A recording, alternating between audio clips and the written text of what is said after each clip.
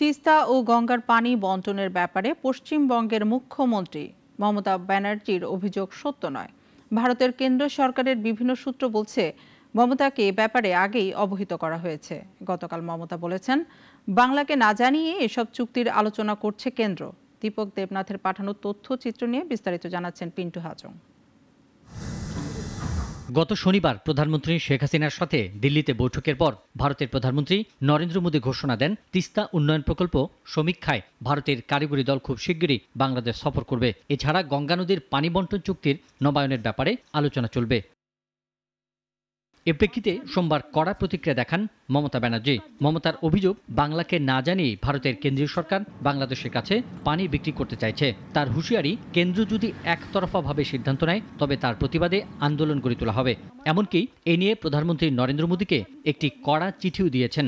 ফরাক্কার জল 1996 সাল থেকে আমরা সাফার করছি। যে টাকা আমাদের দেওয়ার কথা ছিল কিচ্ছু দেয়নি, ড্রেজিং করেনি, ফলে কলকাতা পোর্টও ডিস্টার্ব হয়ে যাচ্ছে। বাংলাটাকে শেষ করে দেওয়ার জন্য ভাতে মারার চক্রান্ত। আবার বলছে তিস্তার জল দেবে, যেন মনে হচ্ছে মহারাজ সব।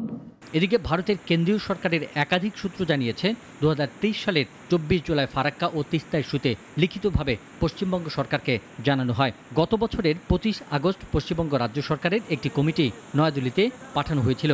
তারপর গত 5 এপ্রিল পশ্চিমবঙ্গ তাদের দাবি লিখিতভাবে জানায় দিল্লিকে। 1996 সালে ফারাক্কা চুক্তি স্বাক্ষর হয়েছিল বাংলাদেশ ভারতের মধ্যে, যে চুক্তির মেয়াদ শেষ হবে 2026 সালে।